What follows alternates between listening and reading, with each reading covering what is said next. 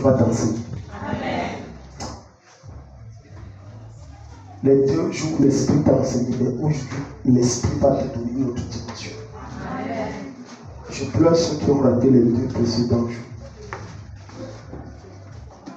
Vous pouvez aller sur YouTube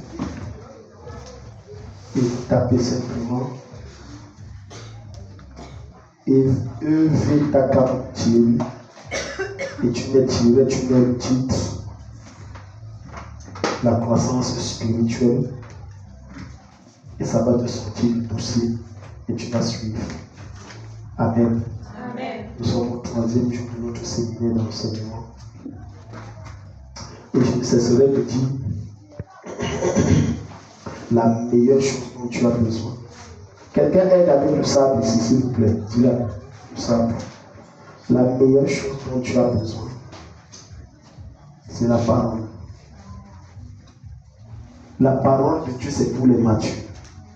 Les miracles, les prophéties, les délivrances, c'est pour les enfants.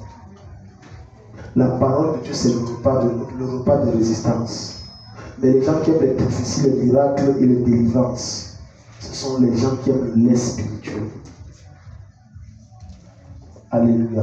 Amen. Quand tu grandis spirituellement, tout ton être désire que Dieu. Tu ne donnes aucun retour à ton âme tant que tu n'es pas dans sa présence. Indépendamment des invitations que tu as. Je dis indépendamment. Quand tu vois quelqu'un qui a l'élan de la grandeur en lui et qui a la soif de grandir, l'un des signes que tu vas remarquer, c'est que quand son heure d'aller à l'église vient, il ferme sa bouche. C'est qu'à peine il vient de descendre du bus, il a fait un long voyage et il dit j'arrive à l'église. C'est un géant dont Satan ne peut pas arrêter.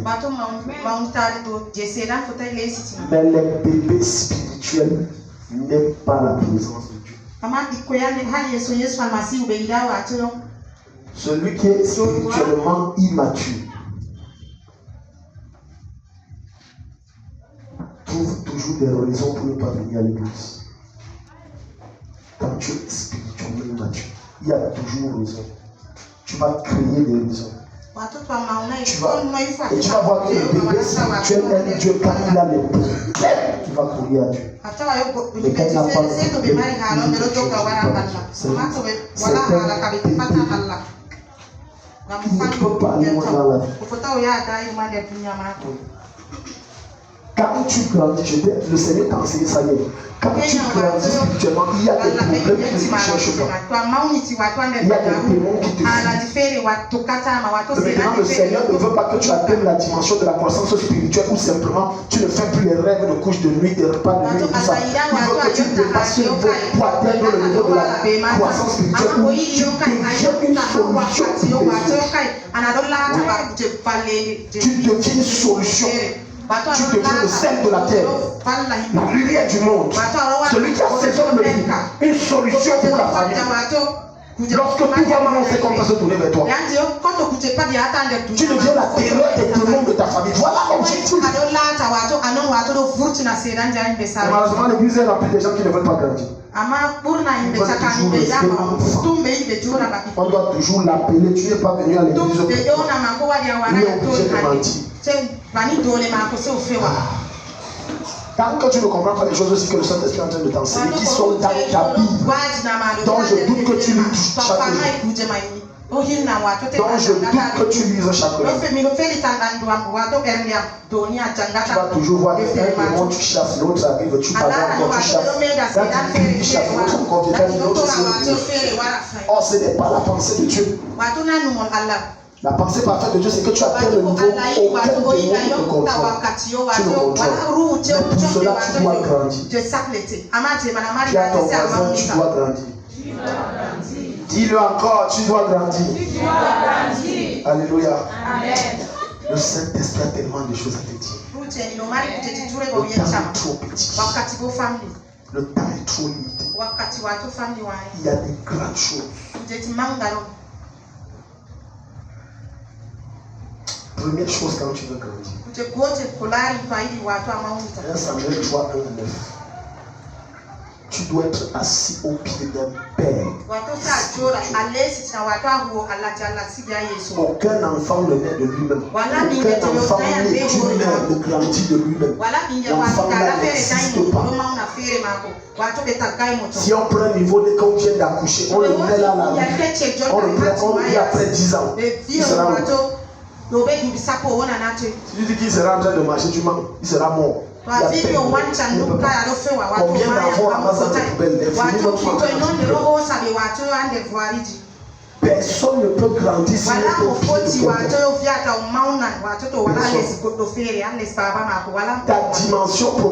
ta dimension spirituelle, ta hauteur spirituelle est proportionnelle à la qualité de père au pied duquel tu es assis.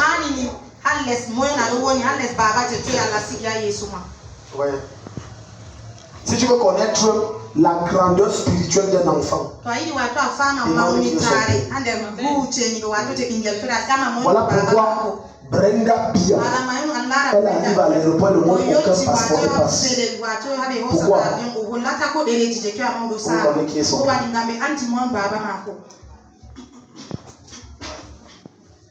Est-ce que quelqu'un ici? Parce que quand tu es assis au pied d'un père, son esprit habite en toi. Ce qui fait que maintenant, regarde, écoute-moi bien. Quand certaines forces démoniaques vont t'attaquer dans les rêves, tu vas le voir apparaître et te défendre. Son esprit est en toi. Une de mes filles m'a fait un voice. J'ai appris, elle me dit, papa, pendant qu'on était en train de voir tuer maman, tu as parlé. Tu as dit, si oui, que je pense sur ma tête. Je donne 4 jours, vous allez mourir. Et j'ai dit, ta mère ne meurt pas. Mais pourquoi? Parce que c'est ma fille. Mon esprit habite en elle. Et par conséquent, comme mon esprit habite, quiconque la garde, ça tape dans mon jour. Et ça marche avec lui. C'est pour ça qu'on ne se connecte pas à n'importe qui. Quand tu es connecté à la mauvaise source, tu vas subir les oppressions. Tu vas être dépossédé de toutes les droits que Dieu t'a donné, de toute la destinée, la gloire que Dieu t'a donnée. C'est dommage de voir combien les gens.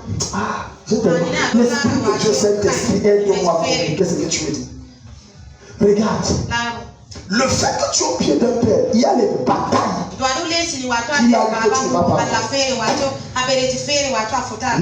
qu'est-ce qu'il a rencontré, tu ne peux plus raconter. Il a bataillé pour toi. Voilà pourquoi quand tu as dit, papa, il y a tel esprit, je te commande, dégage. Il a déjà bataillé pour toi. Il y a des nuits de prière que tu n'as plus besoin, des choses que tu n'as plus besoin de faire, des heures de prière qui ne sont plus nécessaires. Parce qu'il y a une charge, il y a quelqu'un qui est au-dessus. Le principe de couverture spirituelle est réel. Et les païens ont compris ça. Voilà pourquoi dans les loges occultes, on dit qu'il te paraît. Même dans les loges occultes, ils comprennent le principe du parrainage. Mais seuls les enfants de Dieu comprennent ça. Regarde, je vais te montrer quelque chose. Quiconque veut grandir, tu ne peux pas grandir si tu n'as pas un permis pensé et qui t'est parti et qui te montre le chemin à suivre et qui te met des certains interdits et qui te présente les principes. Ce n'est pas possible. Il y a un père. Voilà pourquoi Jésus va te dire dans Jean chapitre 10, verset 27, mes brebis entendent ma voix. Donc il y a une brebis qui entend ce que le père dit. Quel que soit, regarde, pour savoir que l'enfant là, son père c'est Takama. C'est que même lorsqu'il a n'importe quel bel problème, il appelle mon Takama. Papa, voilà quelle situation je fais comment? Avant d'aller voir le médecin, avant d'aller au procureur, avant qu'il appelle d'accord, papa, voilà, ça se passe comment? Tu fais comment? Parce que le conseil qu'il va te donner sera oint de grâce, aromatisé de faveur et accompagné de la présence de Dieu. C'est vrai que quand tu vas les mettre en pratique, même si ça ne veut pas marcher, ça va marcher. Ce sont des principes, mais les gens, oh Seigneur, regarde, le jeune Samuel, j'ai dit, je peux. Le Saint-Esprit a des choses à te dire sur ce point. On peut enseigner ça toute la nuit. Le jeune Samuel était assis au service de l'Éternel devant Élie. Devant qui? Devant qui? Quand toi tu viens à l'église, là, tu es assis au pied. Lui, il était assis au pied d'Élie. Voilà, ça c'est pas moi qui ai dit. Devant Élie. Donc il servait, mais il servait dans le ministère d'Élie. Et Élie, c'est mon père. Il dormait à l'église.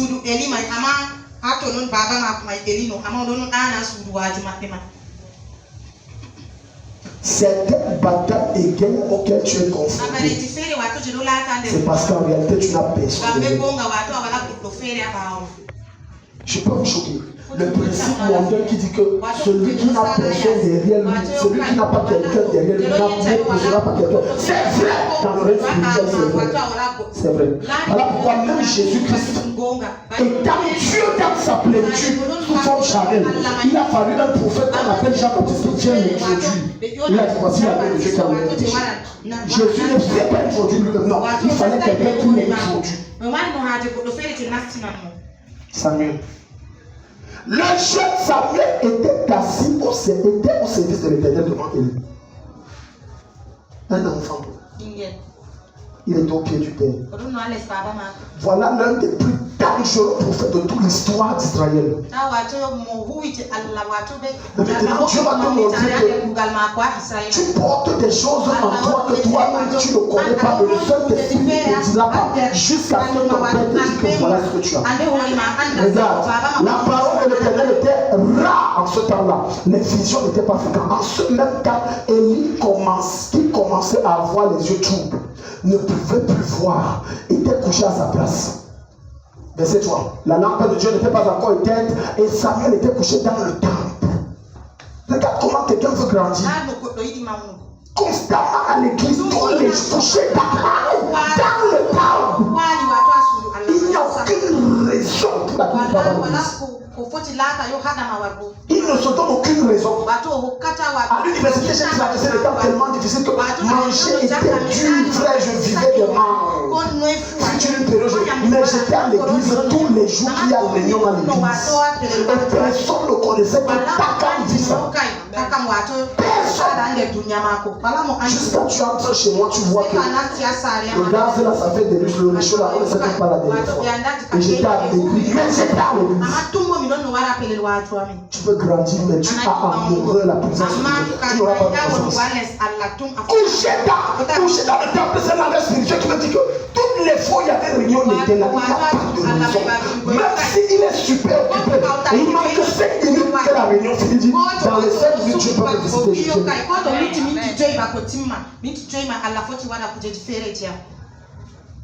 La lampe de Dieu n'était pas encore éteinte et Samuel était couché dans le temple de l'Éternel. Où était-tu, vois? Où était l'âge de Dieu? L'âge de Dieu représentait, c'était une caisse en or où il y avait 2 chérubins, c'est-à-dire 2 anges. Et ça représentait la présence intangible de Dieu. Il était touché dans sa présence.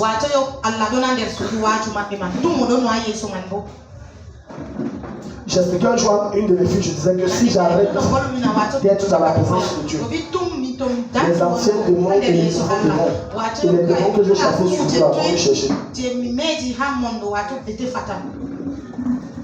Quelqu'un ici? Moi, je suis conscient de ça. Parce que la présence de Dieu te permet de dégager une telle lueur de lumière aveuglante. Il ne pense même pas s'approcher.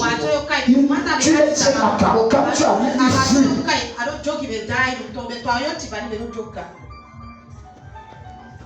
S'il vous plaît, mettons nos téléphones sur mode avion comme j'ai fait. Ça va nous aider à même. Quand on est dans les choses comme ça, on n'a pas besoin de distraire d'aucune façon. Amen. Donc regarde. Regarde sous ta chaise. Qu'est-ce que tu vois? Regarde sous tes pieds, tu vois quoi?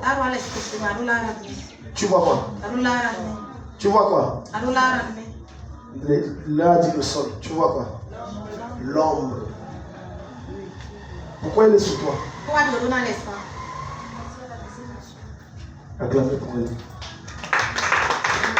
L'ombre, c'est les pieds qui fuient ça. Chaque fois que tu es au pied du Seigneur, les forces des ténèbres vont toucher. Si j'éteins cette lumière, cette salle devient. Pourquoi? Il n'y a pas de la vie de certains d'entre vous est remplie de problèmes sur problèmes, de démons sur démons, d'esprit sur esprit, parce qu'il n'y a pas de Dieu. Et Samuel a compris ça, donc il dit je mets seulement. L'un des erreurs que certains fils font, c'est que lorsque Dieu les élève, ils croient que c'est la fin de la foi. Je vais te donner une révélation maintenant. Jusqu'à présent, tu n'as pas commencé à servir. Le vrai service de Dieu va commencer quand Dieu va t'élever. C'est là où tu vas commencer à servir. Pourquoi? Parce que tu auras toutes sortes de touches de tentation à ta portée que tu n'avais pas quand tu l'avais. Est-ce que tu sais que le taux de tentation lorsque tu n'as rien est plus faible que le taux de tentation quand tu as la capacité d'avoir accès à ce que tu n'avais pas fait avant? Un jeune homme ne drague pas les filles, tu crois qu'il aime trop le Seigneur. Non, il sait que la femme c'est l'argent. Pour que je l'apporte, il faut que j'ai l'argent.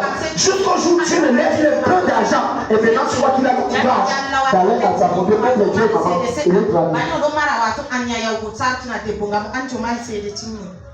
Et certains vont dire que non, je ne suis pas venu à l'église. Regarde, pourquoi est-ce que tu as le temps de Dieu quand tu n'as rien? Mais quand tu as le travail, tu n'as pas le temps de Dieu. Mais quand tu n'as rien, tu as le temps.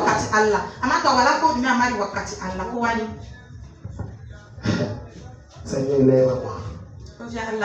Seigneur, élève-moi. Seigneur, glorifie ton nom. Si tu m'élèves, je vais.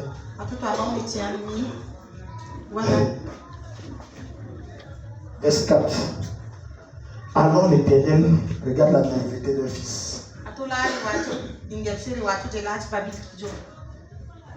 Je vais te montrer quelque chose. Et je vais te démontrer à travers ce passage qu'il y a des choses que le Saint-Esprit va te dire. Il y a des choses que le Saint-Esprit va plutôt dire à ton père de dire. Parce que tu n'as pas la maturité pour alors l'Éternel appela Samuel. Il répondit, me voici. Juste là, il a répondu, c'est bon. Mais sauf que celui qui l'appelle n'est pas celui qui croit qu'il l'appelle. Donc regarde son immaturité spirituelle. Et il court vers qui? Vers Élie. Mais est-ce que c'est lui qui l'a appelé? Non. Ce n'est pas Élie. C'est Dieu. Ce n'est pas Élie. Mais Élie est la personne qui doit lui montrer le chemin de Dieu, le former, l'établir. Écoute-moi, on n'a pas un père spirituel, parce que dans le règne de l'esprit, quelle que soit ta grandeur et ta taille spirituelle, ton père spirituel est à vie et pour l'éternité. Voilà pourquoi tu vas voir quelqu'un comme Moïse avoir plus de 600 000 membres dans son église. Presque 1 million qui représente le peuple d'Israël qui sont sortis d'Égypte. Il a besoin d'un père. Il a fallu un vieux Jétro qui n'a pas d'église. Sinon que ce sont sa mère, sa femme, ses deux filles et ses petits-fils. C'était l'église de Jétro. Mais il a fallu que celui-là qui lui dise que tu es en train de t'épuiser, tu te fatigues. Quelqu'un qui n'a même pas la taille de son fils. La taille de l'église ne vaut rien, mais la taille spirituelle dépasse son fils de loin. Il a dit que tu t'épuises. Établis les choses de 10, établis les choses de 50, les choses de 100 pour gérer, sinon tu vas mourir avant le temps. Parce que je vois comment certaines personnes disent, lorsqu'il est venu chercher, il a eu ce qu'il veut. Il est chargé de père, non, lui c'est de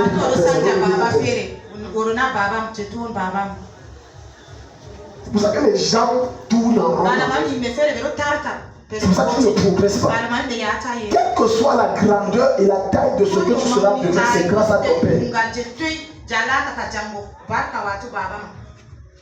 Je vais aller plus loin. Et je vais vous parler de façon charnelle.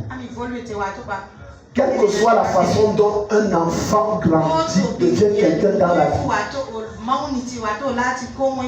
une autorité, un géant, c'est grâce à son père. C'est grâce à ça. Que son père était mauvais, un sorcier, c'est parce qu'il était sorcier mauvais que Satan continue à utiliser Dieu. Vrai ou faux? Et non, même s'il était bon, c'est parce qu'il était bon que tu es devenu quelqu'un. Vrai ou faux? Donc, quel que soit lambda, c'est grâce à ton père. C'est grâce à ta mère. Si mon père ne m'avait pas autant combattu pour Jésus, je suis pas sûr que j'aurais donné ma vie à Jésus. C'est parce qu'il m'a tellement combattu jusqu'à me dire que j'ai donné ma vie à Jésus. Donc ne te contente pas seulement dans la vie de voir le mauvais côté des choses. Il y a tellement de grandes et bonnes choses que Dieu fait. Mais ce n'est pas comme on fait.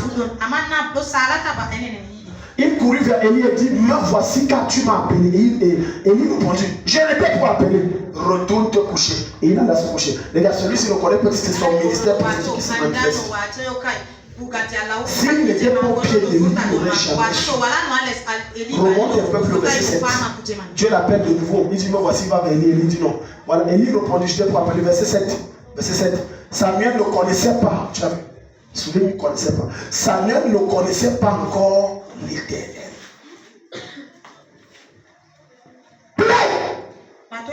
Les gens sont dans l'église. Ils ne connaissent pas Dieu qu'ils aiment. C'est ton père spirituel qui va t'enseigner le Dieu. Tu ne connais pas. Mais moi, je connais. Ta connaissance est juste un niveau. Mais ma connaissance est plus haute. Et mon rôle, c'est de te tirer vers le haut. En t'enseignant qui est l'Éternel. Regarde, il a un potentiel prophétique, mais il ne connaît pas l'Éternel. Mais il faut un vieux qui n'a même pas le ministère prophétique pour enseigner le ministère prophétique. Quelqu'un n'est pas ici, quelqu'un n'est pas ici. J'entends des erreurs que les gens disent. Mon père doit être celui qui est dans le même domaine. Le verset s'y contredit. La parole de Dieu contredit. Jésus n'était pas prophète, il était le père spirituel de Moïse qui était prophète.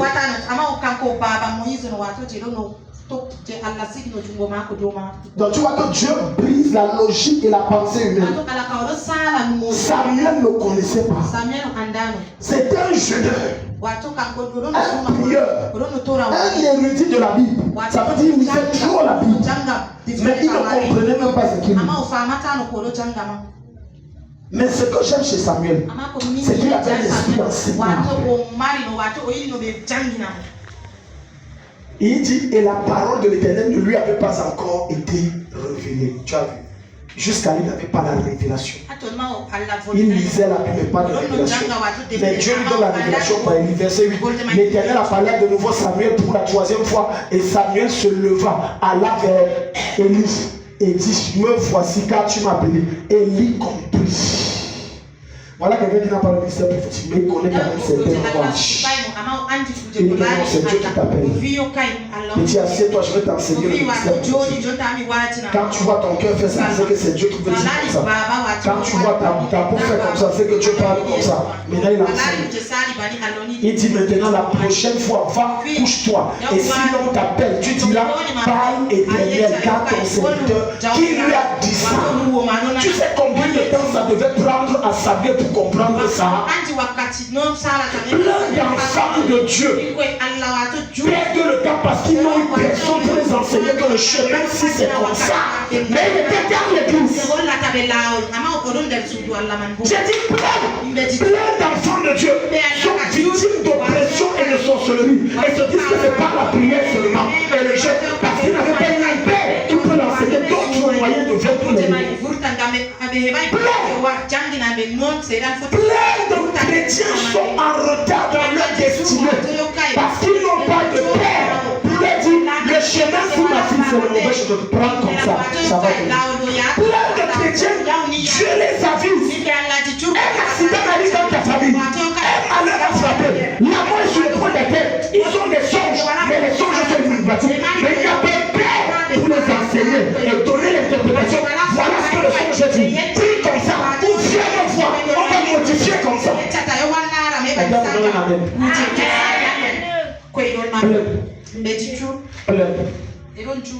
J'ai fait un songe, je marchais sur le pied, appliqué par tout. On a bien compris. La mort. Mais quand tu n'as pas peur, l'interprétation.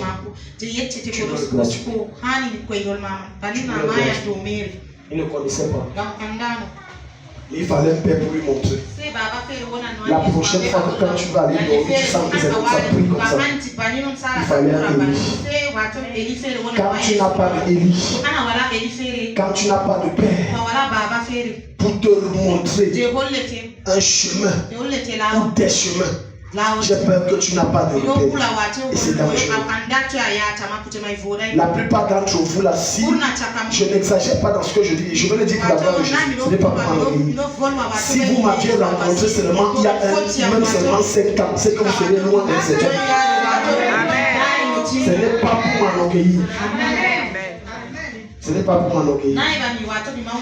C'est pour la gloire de Jésus. Et ça, je prends cette illustration pour te montrer l'important d'être assis au pied d'un homme. Qui te montre la foi. Qui t'enseigne. Regarde ce qu'Élie fait. Élie lui dit, va, couche-toi et sinon on t'appelle. Élie savait que c'est Dieu qui lui parle. Élie ne s'est pas mis à lier ses têtes de mort. Élie ne s'est pas mis à dire que prendre la jeune comme ça, c'est l'esprit des eaux. Non. Élie connaissait la voix. C'était un homme mûr. Il savait le manière dont Dieu fonctionne. Il savait que l'une des manières, c'est que Dieu appelle au diplôme. Mais l'enfant, s'il ne connaît pas même qui il est, c'est le Père spirituel qui te permet de connaître qui tu es. Et maintenant, quand tu connais qui tu es, tu peux confronter n'importe quelle situation. Tu connais. Tu connais pas qui tu es. Plein d'entre vous ne connaissez même pas votre identité spirituelle. Qui je suis en Christ réellement. Dieu m'a appelé à être quoi et je dois être quoi. Maintenant, c'est le Père dans l'enseignement qui bâtit ça. Et quand tu sors de là, c'est qu'il t'a donné comme enseignement plus que la prière et lui compléter sur la tête de quelqu'un. Dans ce que tu as lu là, Élie a versé lui sur la tête de Samuel. Il a prié pour lui. Il a chassé un démon. Non. Il a dit va et fais comme ça. Va et fais comme ça.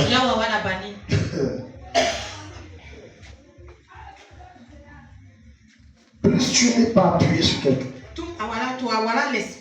plus ta vie est en danger. Il n'existe aucun grand homme sur cette terre du point de vue mondial qui n'a pas son propre marabout. Tous nos ministres ont leur propre marabout. D'autres vont juste aller loger à la maison. Je vais même juste les délégués même régionaux, les maîtres de quoi même. Je dis maître. Je les ai pas comme des maîtres. Moi je la regardais aussi comme ça, j'ai oublié qu'elle est maîtresse, j'ai dit maître de quoi. Il a son mari. Il a son père. Il a son père. Comment tu m'as gagné? T'as enseigné les choses précieuses.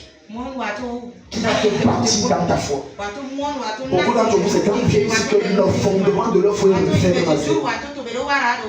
Parce que quand ton fondement est mauvais, quelle que soit la hauteur que tu prends, tu vas tomber un jour. Et ça sera catastrophique. Voilà pourquoi tu vas voir des enfants, soit disant que 20 ans et ils se suicident. Le fondement ne peut pas être. Le fondement est mauvais. Qui chuchote à tes oreilles, qui parle dans ton cœur. En réalité, si tu vas aller loin, et note ce que je vais te dire. Si tu vas aller très loin dans la vie et avoir une taille spirituelle très élevée, il faut toujours avoir quelqu'un qui peut te dire stop et tu t'arrêtes. Si tu n'as pas de garde-fou, tu deviendras fou. Il faut que quelqu'un te dise que ici là, tu étais de tout le monde t'a vu. Mais quand celui-là a parlé, il a dit arrête ça. Il ne parle pas une fois, tu arrêtes. Tu restes tranquille. Si tu vas aller loin, c'est ça. Mais si tu es un vanity, comme on dit, ça veut dire je n'ai aucune limite et je ne m'impose aucune loi. Et il n'y a personne qui s'impose dans ma vie. Comme mon père, ta chute sera fatale et tu vas vite mourir. Oui. Saül est vite-mort parce qu'il était un mauvais fils. En réalité, Samuel croyait que c'est mon fils spirituel, mais dans sa tête, comme je suis roi, tu es mon sujet. Alors que c'est ce Samuel qui allait chercher Élie dans la poubelle. Et là, il a établi. Maintenant, il était sur le trône. Il regarde son père avec mépris, avec dédain. Mais il ne savait pas que la bouche qui était élevée peut ramener zéro. Jusqu'au jour où il a osé défier son père. Et son père a dit, j'enlève la volonté sur ta tête et sur ta descendance. Il n'avait qu'à peine 2 ans à vivre. C'était dans ce clair. Je n'ai pas dit tout ça. Mais je suis convaincu que Dieu parle d'une catégorie de personnes. Et il y a certaines catégories de personnes que Dieu sur le point de ne fais pas l'erreur là. Ne fais pas l'erreur là. Que par ma bouche tu es élevé. Et tu commences à faire comme Saül. Alléluia. Ne fais pas l'erreur là. Je connais quand le Saint-Esprit parle, et là le Saint-Esprit s'adresse à une catégorie de personnes qui sont sur le point d'être. Ne fais pas l'erreur là. Retourne toujours à la source. Voilà pourquoi il y a des grands hommes que je connais, je ne peux pas citer leur nom. Je vais prendre le cas de mon père. La grandeur, Dieu l'a élevé, mais tu vois, il entre dans des endroits bizarres, étranges. Allez voir son malade.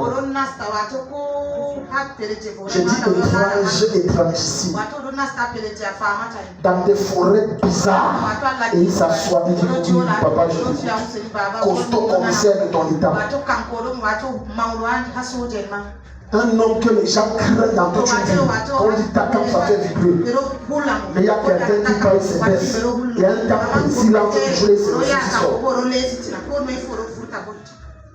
Ne fais pas l'erreur de Saül.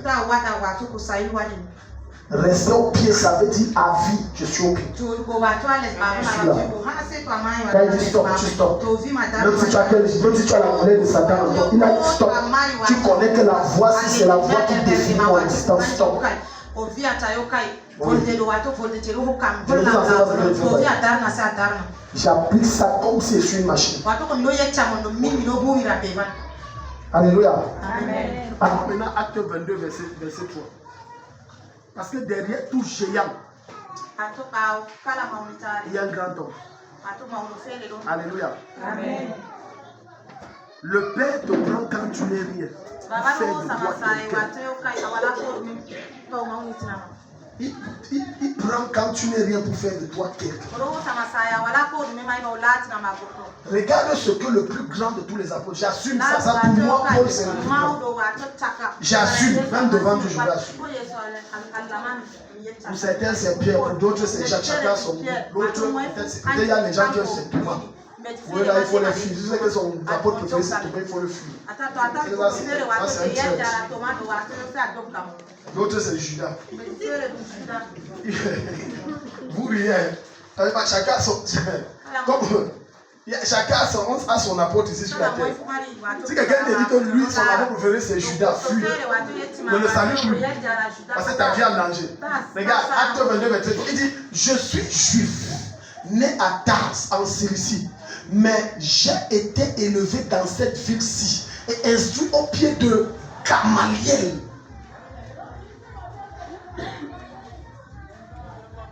Donc il reconnaît que même si je suis chrétien, que mon père spirituel est toujours juif, ça reste mon père.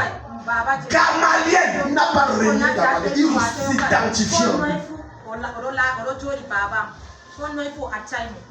Car l'esprit de ton père est en toi. Écoute la révélation aussi que le Seigneur te donne. Même ton regard est comme son regard. Ton langage devient comme son langage. Ton attitude devient comme son attitude. Ta façon de faire devient comme lui.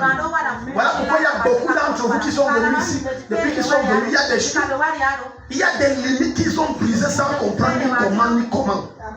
Avant je me mettais en colère, mais depuis que je suis ici, je comprends, je me contrôle. C'est mon esprit qui est en toi, ça contrôle tes émotions. Ça tombe de ça. Il dit Gamaliel, j'ai le même esprit dans la connaissance exacte. Il dit il m'a enseigné dans la connaissance exacte.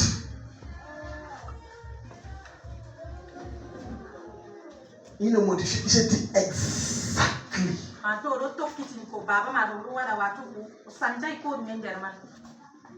Avant, quand je n'avais pas la connaissance, je me posais la question, pourquoi les fils de Tibi Joshua là, autour de lui, ils laissent les cheveux pousser beaucoup comme ça? C'est le fanatisme ou c'est quoi? Ce n'est pas le fanatisme. Quand j'ai grandi, j'ai compris que ce n'est pas le fanatisme. C'est que l'esprit qui en lui fait que même la coiffure, la faux. Pasteur Christ, même chose. Ces fils-là, ils chôment les cheveux. Ça, c'est une autre dimension. Alléluia. Moi, il chôme comme Michael Jackson. Il chôme les cheveux. C'est une autre dimension. Ta croissance spirituelle est étroitement liée au pied de qui tu es. Voilà pourquoi on ne s'assoit pas au pied de tout le monde. Non! Il y a des gens que tu t'assois, c'est eux qui avancent, toi tu attends. Ce n'est pas normal. Si le nombre d'hommes de Dieu qui a dit que je fais de l'histoire, c'est que je plume les chrétiens. Je leur disais seulement oui pour me débarrasser. Ah, j'ai compris. Jamais. On ne peut pas faire ça. Un jour, un homme de Dieu est venu ici, il a dit que, mais avec tout le monde là, je lui ai dit que l'offrande n'atteint même pas où c'était 5 000 à l'époque. Il dit, avec toute la foule, il dit que non, désormais il faut que chacun donne comme ci, comme ça. Il dit oui, tu as raison.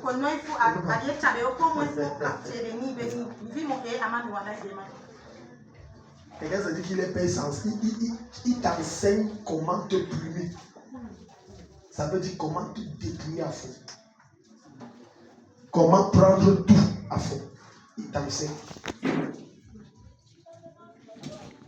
Tu sais la malédiction. C'est quand ton père parle, tu ne fais pas. Quand je te donne, tu ne donnes pas, je te maudis. C'est un sorcier.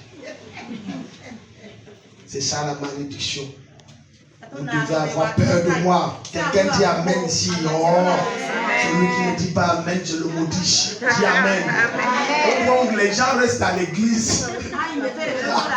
Tu pisses même sur toi que papa. Quiconque, je décrète cet esprit, quiconque traverse cette église meurt. Ou il sèche ou il devient fou. Donc vous tous vous êtes condamnés à rester ici. Il y a des choses ici dehors. Il est super. C'est un goût, c'est pas un père. Maintenant tu vois les gens viennent parce que personne ne vient à l'église par amour pour Jésus. Non, les gens viennent pour... C'est la peur qui les anime. Si je ne viens pas, je suis mort. Le fait d'assurer un truc, ça ne peut pas marcher. Ça, c'est la manipulation qui n'a pas... Ça ne peut pas marcher. Il y a une maman qui m'a raconté ça. Elle dit que maman, si je vous racontais les cas d'un islam, vous allez tomber. J'étais là-bas que le pasteur dit qu'il ont dit l'église. Je te maudis. Ma soeur, j'ai dit papa. J'ai dit les vieilles mamans qui ont les grands enfants qui ont la peur dans le ventre, que allons à l'église, il n'y a pas l'amour de Dieu. Et quand reste là, si tu ne dis pas Amen, on te maudit. Tu vas dire donc tu es obligé de jouer le cinéma. Amen, Amen, tu te fais aussi le faux sourire. Amen, tati. Non, tu es le meilleur prédicateur. Ça, c'est pas un père. C'est un gourou. Est-ce que tu es ici? Le Père t'enseigne Christ. Parle. Depuis que je t'enseigne, depuis les 3 jours, depuis que tu me connais, je t'ai déjà enseigné moi. Je t'enseigne Christ. Il t'enseigne Christ. Voilà pourquoi je vais te dire quelque chose. Les gens n'aiment pas le genre d'enseignement. C'est ça qui te garantit tes bénédictions sur la terre et ton accès au ciel. Les gens n'aiment pas ça, mais c'est vrai.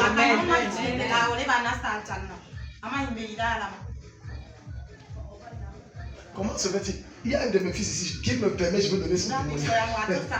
Je vous dis, si je vous compte les histoires des gens qui viennent ici. Il est arrivé un jour dans une église, c'était un problème. Certains connaissent l'histoire. Le pasteur dit que chacun vient avec une bouteille puis on a chargé de cette bouteille d'eau. On a mis sur le sel extrême. Il a dit tout le monde boit devant moi si je bois.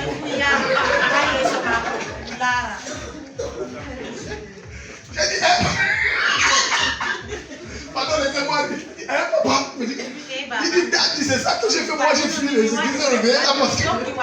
Il dit, premier jour, c'est ça. Deuxième jour, c'est comme ça. Ça, j'ai dit, fais attention.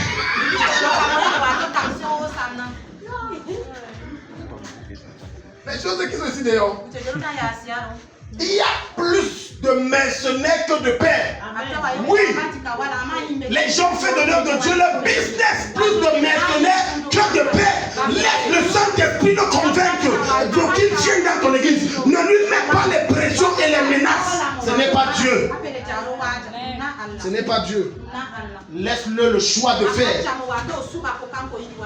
Laisse-le le choix. Hello. Ce n'est pas parce que tu es père que tu dois entrer dans la vie des gens n'importe comment. Il y a des limites. Jusqu'à ce que tu le laisses, il t'invite. Sinon tu n'entres pas. C'est ça bâtir des pôles. Regarde parce que tu vois, j'ai entendu parler de pasteurs qui entrent dans les couples des gens. Il définit même ce que tu dois préparer. Il n'a pas rationné. Madame, je veux voir ça sur ma table avant midi. C'est à la fin de que tu parles comme ça. Et j'étais au pied de Gamaliel. Et tout le monde connaissait Gamaliel comme un très grand homme de Dieu. En matière de connaissance des Écritures à cette époque, il n'y avait pas deux comme Gamaliel. Et Gamaliel, malgré que Paul est devenu chrétien, il n'a jamais régné. Jamais. Jamais.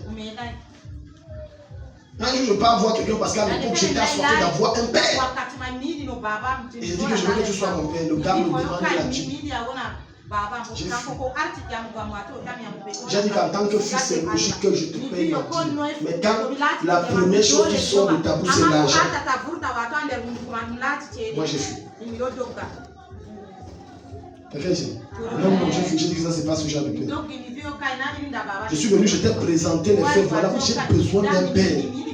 Comprends le cri de mon âme. Tu me dis d'abord l'argent. Maintenant, allons en profondeur. Allons en profondeur. 2 Rois, chapitre 2, à partir du verset 2. Donc 2 Rois 2. Alléluia. Amen. Quelqu'un béni ce soir. Amen. C'est le Père qui t'ouvre les accès. Écris ça. C'est le Père qui t'ouvre les accès. Certains d'entre vous ici, Dieu m'a montré, mais je ne vous dirai jamais. Comme ça, si tu veux partir, tu pars, tu es libre. Dieu m'a montré clairement comment j'ai introduit des gens à des sphères très élevées parce qu'il m'a donné des révélations. J'ai dit très élevées de cette nation que tu ne peux pas imaginer. Parce qu'il m'avait créé les ouvertures. J'ai dit voilà mon enfant, s'il prend le dossier ici. Et comme c'est un fils, il a dit ok, et tu entres. Mais je ne dirai pas ça. Est-ce que quelqu'un ici? Le père ne cherche pas comme je dois manger mon ventre grandi. Non. Tu restes, tu réfléchis. L'enfant, s'il a nous fait comment? À quel niveau? Ce qu'il m'a présenté là, c'est comment?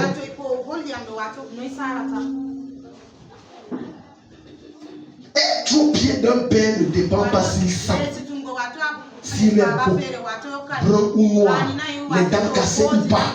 Non. Tu l'aimes comme ça. Laissez l'esprit vous enseigner les choses profondes. J'ai dit tu l'aimes comme ça, indépendamment de... Parce que le Père parfait n'existe pas. C'est mon Père. Et je l'aime comme ça. Tu m'as dit quoi d'Élisée? Que Dieu lui dit que ton Père c'est lui. Si Élisée regardait à l'apparence, Élie était habillé de tout. Il n'était pas habillé comme toi et moi. Toi, c'est quel père il sent constamment le bouc. Et c'est ton père spirituel. J'ai dit, tu ça sent le bouc. Parce que tout ce tu imagines, lui son habit, c'est l'habit seulement du bouc. Mais regarde, suis. Parce que Élie, on croit que quand on parle d'Élie, Élie n'était pas bien habillé. C'était la peau de chèvre ou la peau de taupe. C'était ça, son habit. Donc tu sais la tâche comme c'est la tâche. Regarde, Dieu dit c'est ton père. Élie dit à Élisée, restez ici, je te prie, car l'Éternel m'envoie jusqu'à Bethel. À partir du verset 1, remonte au verset 1. Lorsque l'Éternel fit monter Élie au ciel dans un tourbillon, Élie partait de Gilgal avec Élisée. Élie dit à Élisée, reste ici, je te prie, car l'Éternel m'envoie jusqu'à Bethel. Élisée répondit, l'Éternel est vivant et ton âme est vivante, et je ne te quitterai point. Papa sent mal.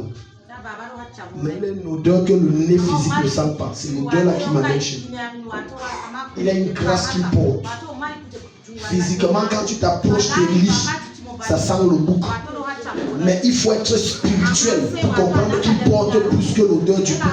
Et qu'il a quelque chose que si tu saisis ça, toute ton existence change. Et de tous les prophètes de l'époque, seul Élisée a perçu que je suis derrière l'homme jusqu'à je meurs.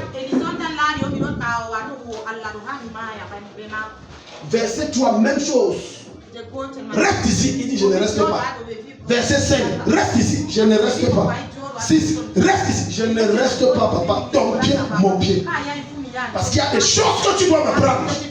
Tu ne peux pas bâtir comme ça. Je veux connaître jusqu'à racler le fond de la marmite. Je vais avoir cette connaissance.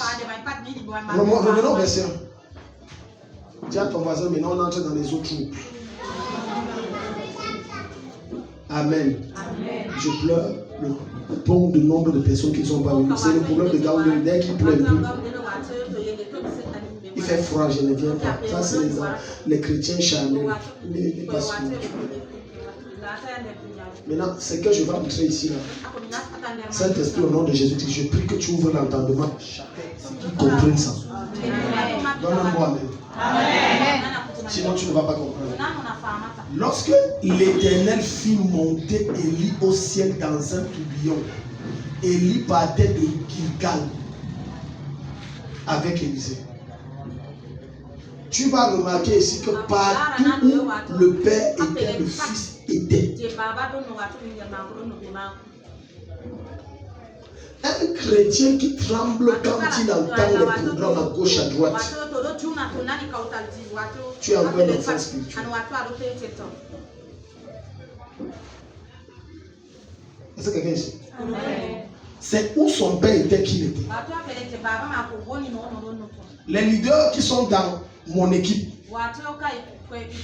tu ne vas voir aucun dans un programme si moi je ne suis pas. Jamais. C'est là où papa et je suis. Un est allé jusqu'à il a failli mettre en pratique ce que j'avais enseigné un jour. Le jour où on est allé à ce programme, un homme de Dieu a posé, et il a levé la main que ne me pose pas. C'est une de mes filles. Parce que papa a enseigné que non, on ne me pose pas. Moi, je ne le connais pas. Donc ça bouillonnait car on n'a pas tapé là sur ma tête. Et je n'ai pas envie. Avec Élisée. Gilgal veut dire. Gilgal veut dire cercle de pierre. Séparation. S'éloigner. Écoute bien. Lorsque tu marches avec un père spirituel, un conseil, accroche-le comme la censure. À force de beaucoup être à ses pieds, sans qu'on ait chassé ou détruit fortement, tu vas te rendre compte que c'est pas différent. C'est qu'il menace les gens de ta famille, ne t'attaque plus. Mais écoute, on n'a pas jeûné, on n'a pas prié. Qu'est-ce qui se passe? C'est que le fait de l'eau côtoyer te communique son parfum spirituel, qui fait en sorte que les attaques et les présences occultes qui tuent les autres dans ta famille, ça ne t'atteint pas. Tu es dans un rayon de protection infranchissable par la puissance satanique. Gilgal, c'est la première étape où papa ou ton père spirituel détruit les fondations des forteresses sataniques.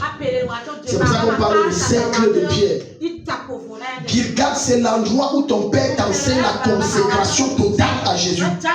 Gilgal, c'est l'endroit où ton père te dit que telle chose dans ta vie, laisse ça, laisse l'alcool, laisse les femmes, laisse les hommes, laisse les boîtes de nuit, et il te sépare. Gilgal, c'est l'endroit, la première étape fondamentale où Dieu utilise ton père spirituel façonné dans la consécration. C'est une étape capitale. Personne ne peut grandir spirituellement si on ne commence pas à Gilgal. C'est à Gilgal que Élie a pris Élisée et dit, viens mon fils, il y a des forces dans ta famille qui combattent tout le monde, même si tu as quelle onction. Il faut que je travaille ça dans ta vie, pour que dans la suite des temps, rien ne puisse t'empêcher d'atteindre le sommet. C'est à Gilgal. Personne ne peut être élevé s'il ne passe à Gilgal. Et là, je te parle de 4 dimensions de la croissance spirituelle. Dimension numéro 1, aller à Gilgal. Et ça, ce n'est pas toi qui décides. C'est quand tu avais papa te prend à Gilgal. Des temps de jeûne et de prière. Jeûne, papa, c'est dur. Il dit du courage. Il dit, ok, prends un peu de madras, reçois. Le jeûne est étape, tu pries. Il détruit, il saccage. Quand tu sors d'un tel programme, tu sors de Gilgal. Mon ami, les réclamations sont finies parce que c'est à Gilgal que le Père spirituel détruit les réclamations, détruit les alliances, détruit les hôtels sataniques, détruit les voies occultes, détruit les mauvaises fondations, détruit les forteresses occultes. C'est à Gilgal. Maintenant, quand papa a fini à Gilgal, il doit te tester. Il doit t'éprouver.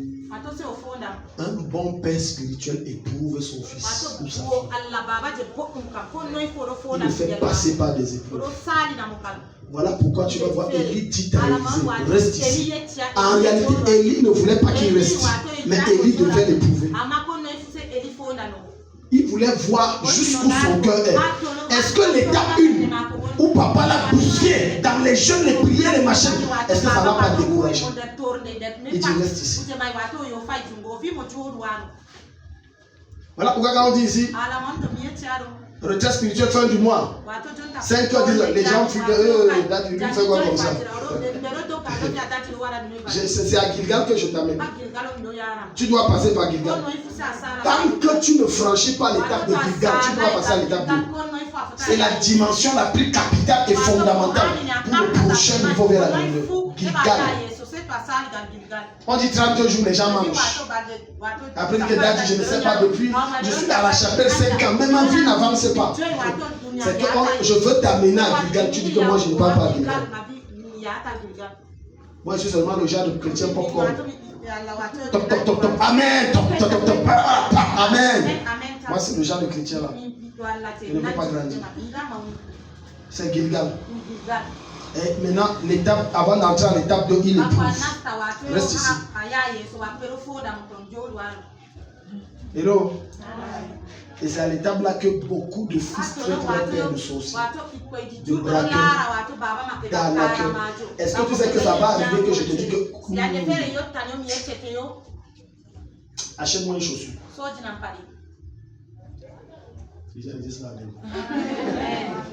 En réalité, je n'ai pas besoin de ton argent. Mais je veux voir la dimension d'amour et de loyauté que tu as. Un jour, en plein culte, j'ai été surpris, poussé par l'esprit. J'ai dit ici, je veux manger le poulet, qui va m'acheter? Et je voulais voir. J'ai vu même jusqu'à un de mes fils qui avait son dernier agent qui allait acheter le poulet.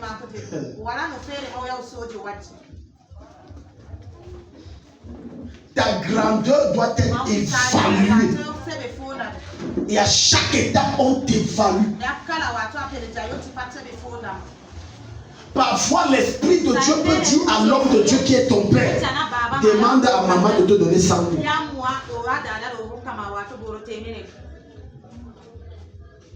En réalité, ce n'est pas que l'homme de Dieu a besoin.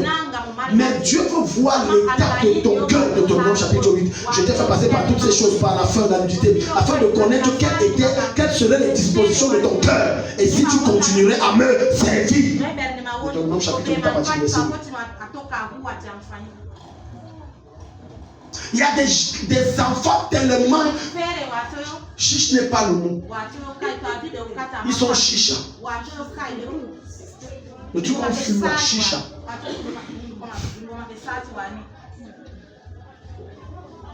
Hello. Est-ce que tu sais que deux fois l'homme de Dieu poussé par l'esprit de Dieu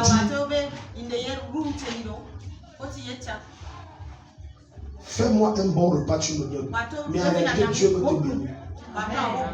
Vous ne croyez pas.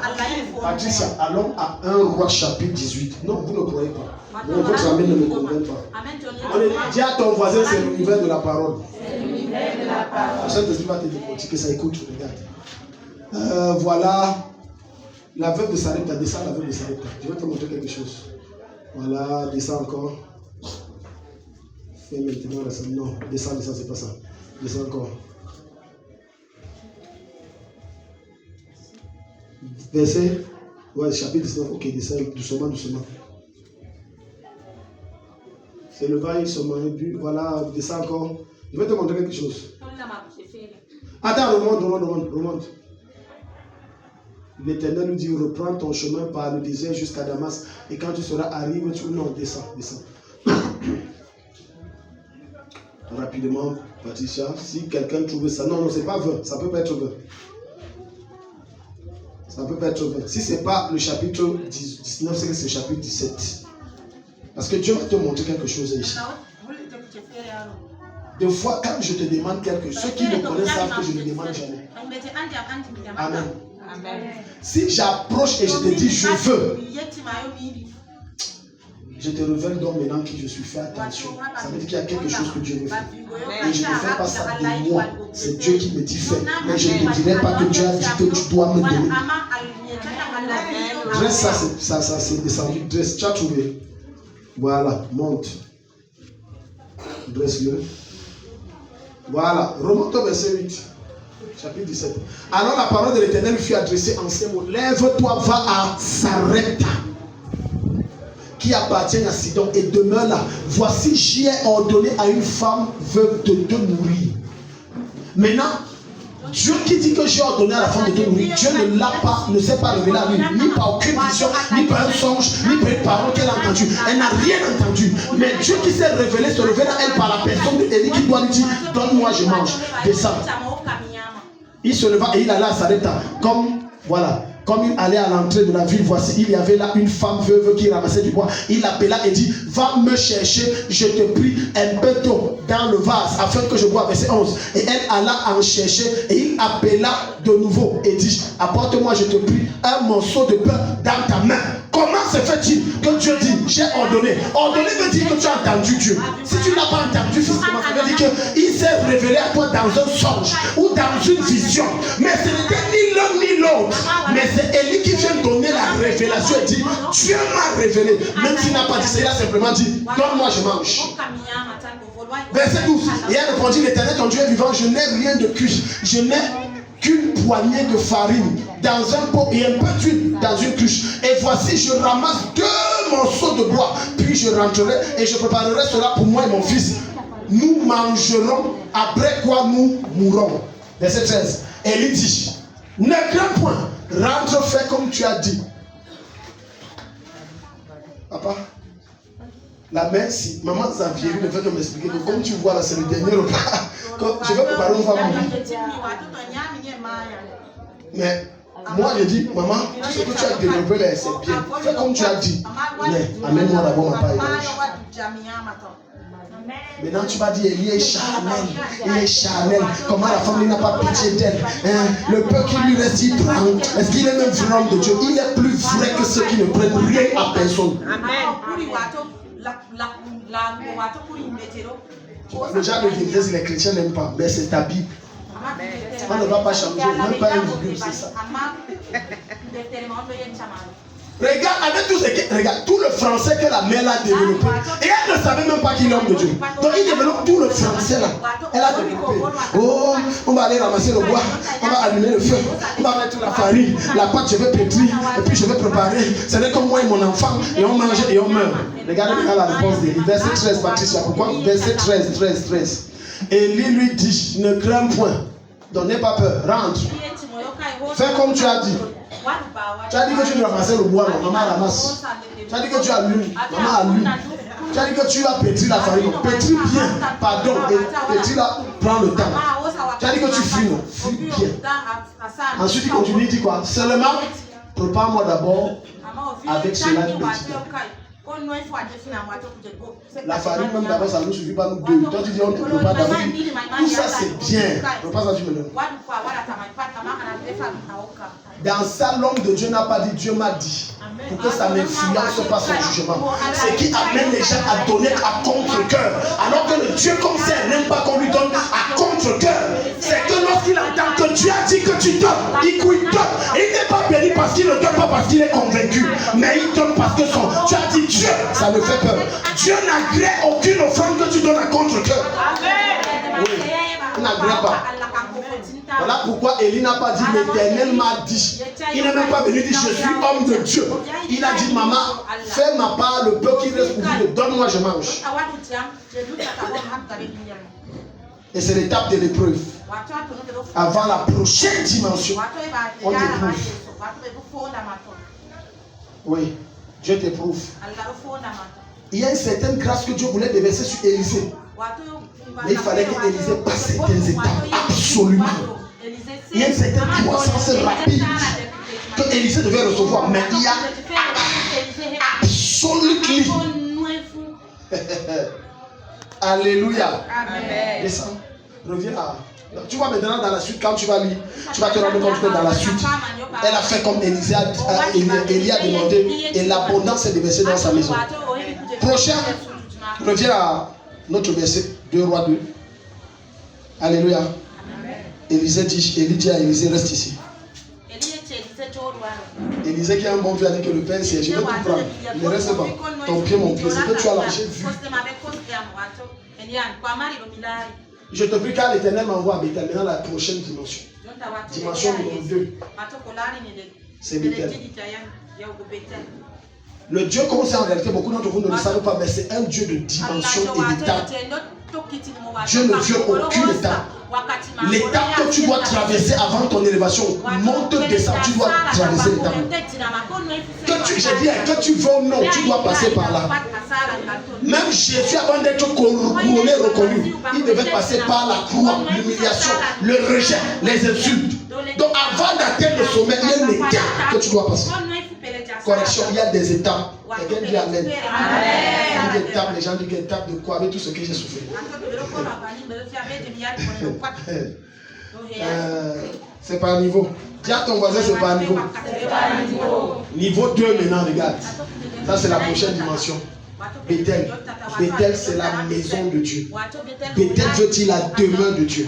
Maintenant, quand Dieu a fini de traiter à travers ton père spirituel,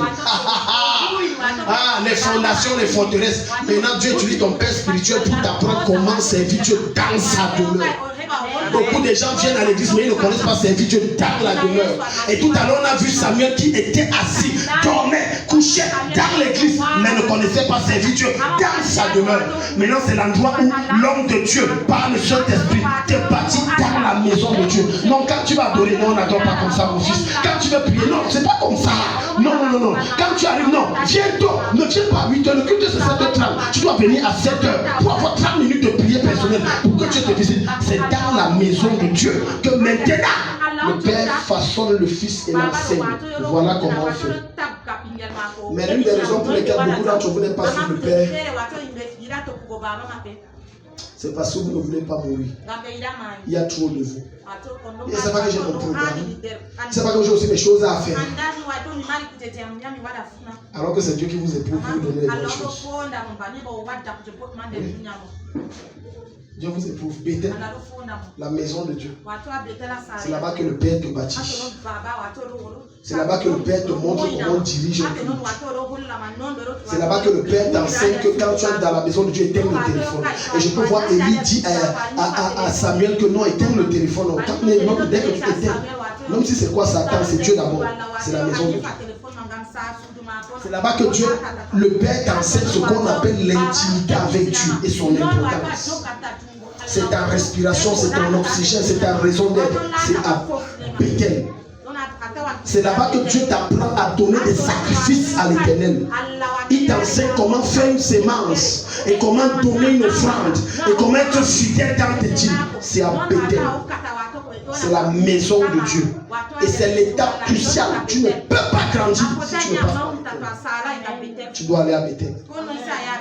Dis à ton voisin, Après Bethel. Qu'est-ce que je dis? Après Gilgal. C'est Bethel. C'est là-bas qu'il t'enseigne.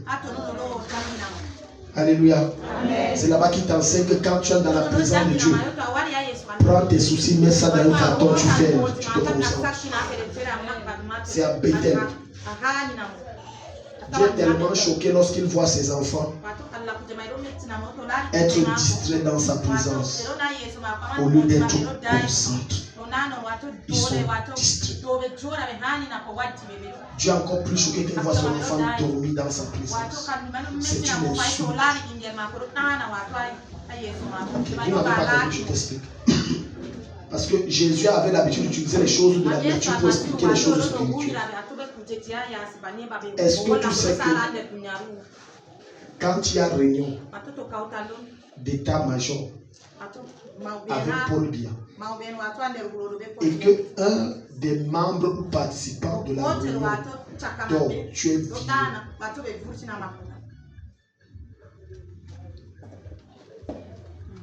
Il y a quelqu'un qui est en vue d'être à l'instant un amiral. Non, il était amiral à la présidence. Je te parle d'un monsieur dont sa femme, ils sont séparés. Je viens mal raconter l'histoire.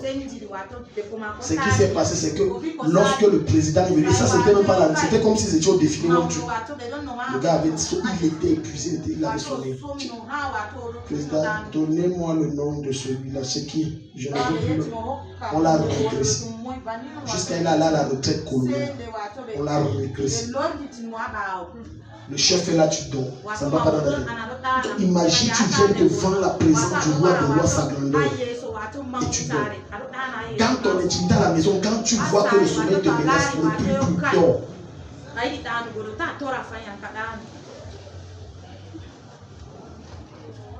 Si tu ouvres ta Bible et qu'en ouvrant le sommeil te prend, ferme. Quand tu auras bien la forme, lis ça et tu es au pied du Seigneur dans la chambre ou je ne sais pas où en train de prier le son. Dors. Ne joue pas ping-pong, pam-pong, non. Tu es en train de dire c'est zéro. Parce que c'est un manque de respect à l'égard du roi des rois. On ne dort pas dans sa présence. Et ça, c'est à Bethel que le Père enseigne. C'est pour ça que vous êtes ici, vous êtes à Bethel. Et Dieu te bâtit. Dieu te construit. Est-ce que quelqu'un ici, donne-moi un mot amen. C'est à Bethel.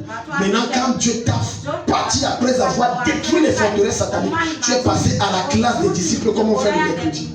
Maintenant, le Seigneur t'amène en dimension supérieure.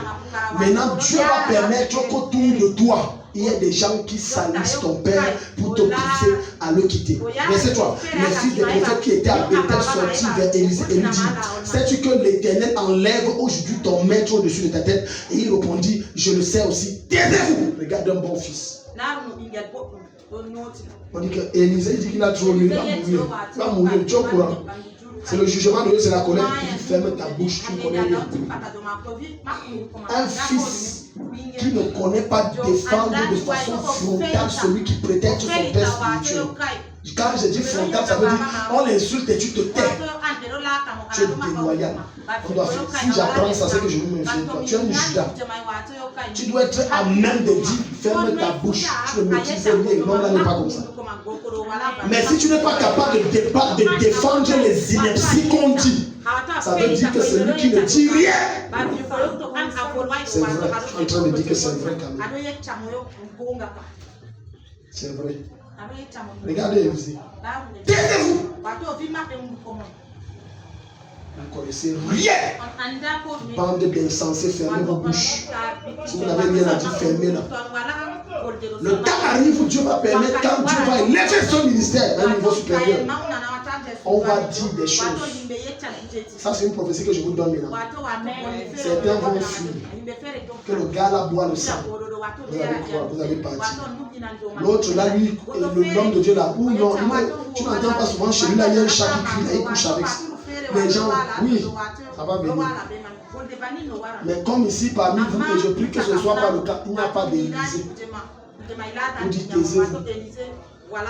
Il va dire, oh, je comprends. Moi, tu ne remarques pas sa bague là. Souvent, quand il aime faire ça, tu penses que c'est quoi? Il prend la puissance, il prend la puissance. Un dimanche, j'ai ici. Et je disais ça à mon épouse. Je crois qu'il y a 2 dimanches. Je crois que c'était le deuxième culte concernant la naissance d'un Dieu. Il y a 2 semaines. J'aime trop. C'est ma femme qui m'a offert ça. Pardon, je vous dis ça d'abord maintenant. Parce que mon alliance de mariage était perdue. Ma femme est allée, donc elle a conçu ça spécialement. Mais je monte sur l'autel. Et comme j'aime d'habitude toucher, il n'y a rien, papa, je peux te donner, il n'y a rien sur ça. Mais je vois que ma bague est où je touche comme ça. Et c'est où? J'ai dit, j'ai voulu envoyer quelqu'un et dire en public, va me prendre mon alliance là. J'ai dit, si je dis ça ici, on va dire, on t'a pris la main. Voilà. On t'a pris. Tu es des dames. Quand je partage ça avec ma femme, dit que mais il fallait envoyer non. Je dis que non, tu connais les chrétiens. Il y a quoi? C'est là. Il n'y a rien, c'est là-bas. Je dis que c'est toi qui pensais ça. En public, je dis que je ne peux pas commencer le culte. Amenez-moi ma bague. Oh, t'as quand tu es fini, you are finished. On va dire que voilà. On vous a dit. Mais regarde Élisée, il dit taisez-vous. Je sais qui est l'homme. J'ai été challengé un jour pour une maman. Le niveau de sa loyauté m'a dépassé. Elle était tellement en colère devant son mari qu'elle a tapé le sol. Elle a dit que Dad, je ne sais pas ce que vous avez fait. Les gens vous détestent. Je dis ah bon, et tu dis. Elle a même cité les noms qui sont venus me voir. Une ici que ma femme connaît parce qu'elle a eu à l'enseigner, elle venait ici portant les lunettes. Elle a fait des rêves où je fais le pratique. Elle lui a dit que non, comme je lui fais, j'ai levé là, il fait les pratiques, j'ai compris que ça me levait en doigt. Bon, maintenant au moins elle venait ici, elle avait la paix. Quand elle a quitté ici, c'est devenu catastrophique. Bon, Dieu était où? Dieu est où, ici ou ailleurs? Ça a vu de voir. Elle essaie de la dissuader que quitte le gars est dans les choses bizarres. Tu vois d'abord l'église en séco, c'est l'église comme ça. Parce qu'à l'époque, c'était tout ça, c'était le séco. C'est quelle église comme ça là? Séco. Le gars est dans les choses étranges. Dieu m'a montré. Mais tu perds de vue aussi que Satan aussi monte. Quand Satan veut détruire mal de loin de Dieu vrai, il te donne les rêves faux, les visions fausses.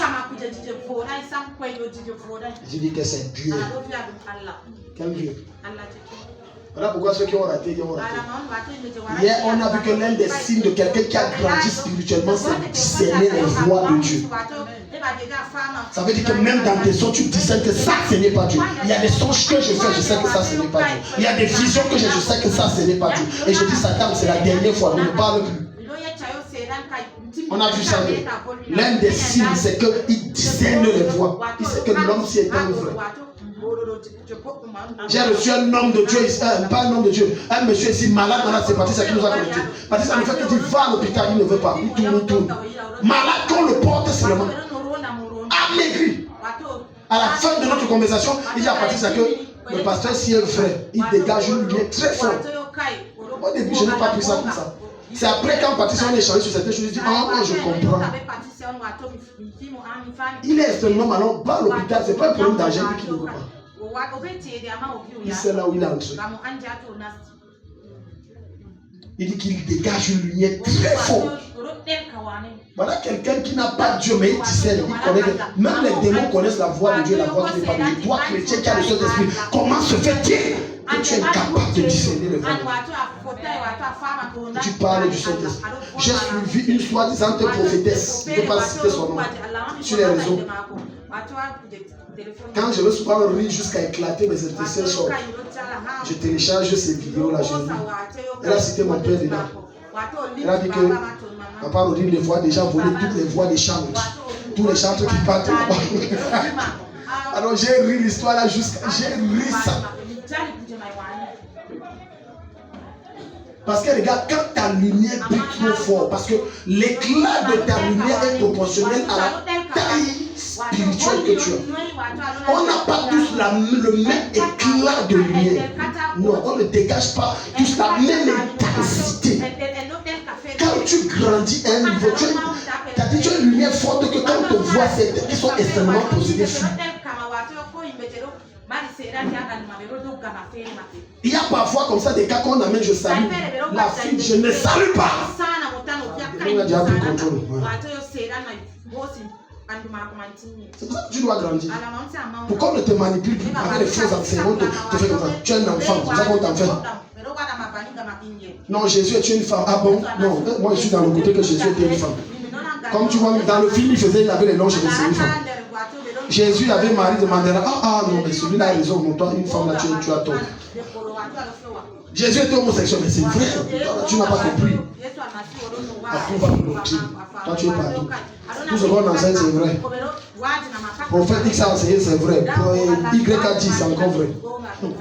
Dis à ton voisin, you must grow up. You must grow up. By force. Maintenant, Dieu t'amène, avant de t'amener à la troisième dimension, Dieu t'éprouve encore. Élie lui dit, Élisée, reste ici. Donc tu vois, avant chaque dimension de gloire, il y a une épreuve que Dieu a. L'un des signes que Dieu est sur le point de t'élever à une dimension très élevée, tu vas commencer à vivre des secousses que tu n'as pas vécues dans le passé. Regarde, les épreuves ne se ressemblent pas. Non, l'épreuve par laquelle Dieu t'a fait passer en 2020, quand il veut t'élever en 2025, c'est une épreuve plus dure que celle de 2020. Ça annonce une élévation plus grande que celle de 2020. J'annonce à quelqu'un que ton temps de naissance est arrivé. Ton temps de gloire est sur le point d'être enfanté. Donne-moi un bon amen. Ce n'est pas la même épreuve. Oui.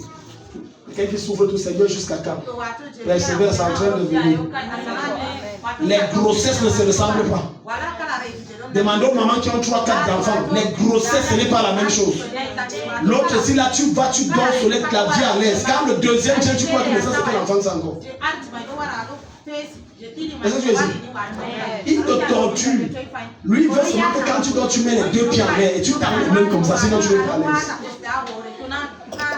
Tu vois, maman, tu es dans la chambre, les deux pieds sur le lit.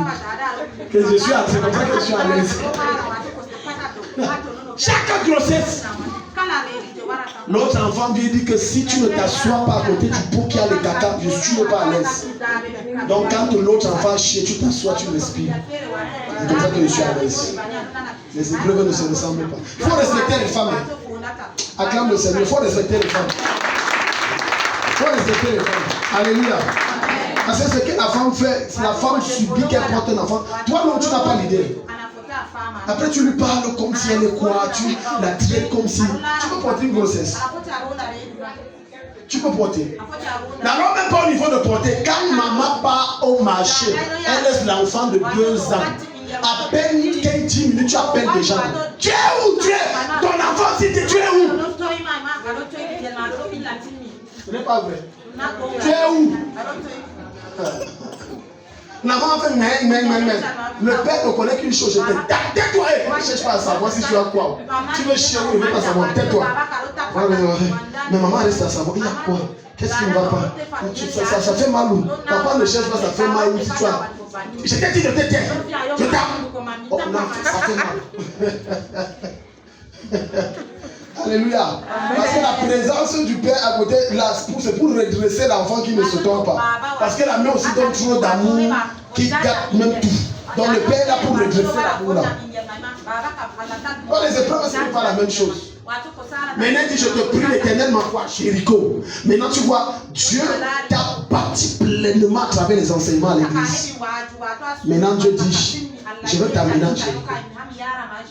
Jéricho veut dire marcher par la foi. Et on ne marche par la foi que lorsqu'il y a le désir. La troisième dimension, c'est la dimension du désir. Marcher par la foi. C'est à cette dimension que Dieu te prive de beaucoup de choses. C'est à ce niveau que Dieu ne veut pas entendre les prières de ton père. Il veut entendre tes prières. Il veut voir tes jeux. Tout devient dur, bloqué. On a jeûné avec ta dit prière. Rien. Dieu veut que tu joues.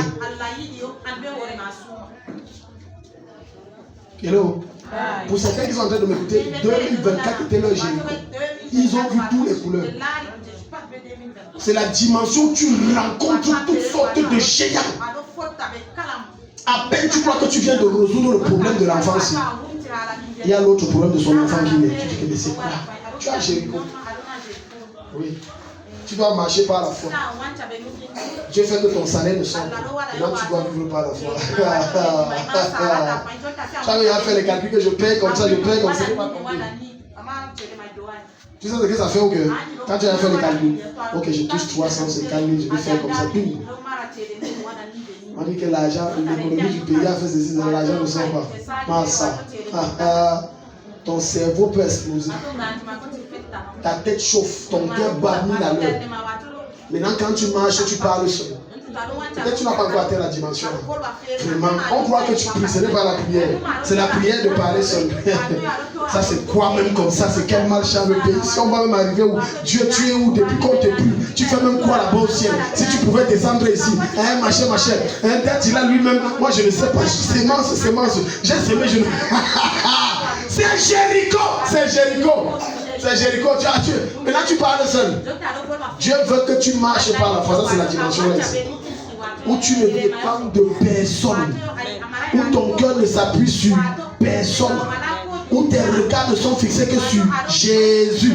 Hébreux chapitre 12. C'est Jéricho. Dis à ton voisin, est-ce que tu as traversé Jéricho? C'est la dimension où tes habits ne se déchirent pas, tes chaussures ne se froissent pas, rien. Donc toi-même tu es dans l'épreuve. Mais curieusement, il y a des problèmes qui ne t'atteignent pas. Le chat, l'enfant tombe malade. Tu es là, tu dois le bailler 4-5 mois. Il ne toque pas la porte. Dieu sait que tu as Jéricho. C'est dur. En dehors qu'il vient seulement faire les aboiements. Si tu ne payes pas, je vais te chasser. Voilà 5 mois.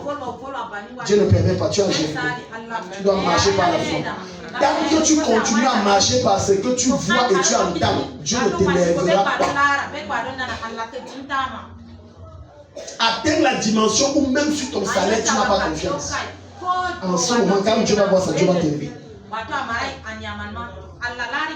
C'est des choses trop profondes et spirituelles que certains auront du mal à comprendre. Verset 1. Nous donc aussi, puisque nous sommes environnés d'une si grande nuée de témoins, rejetons tout fardeau.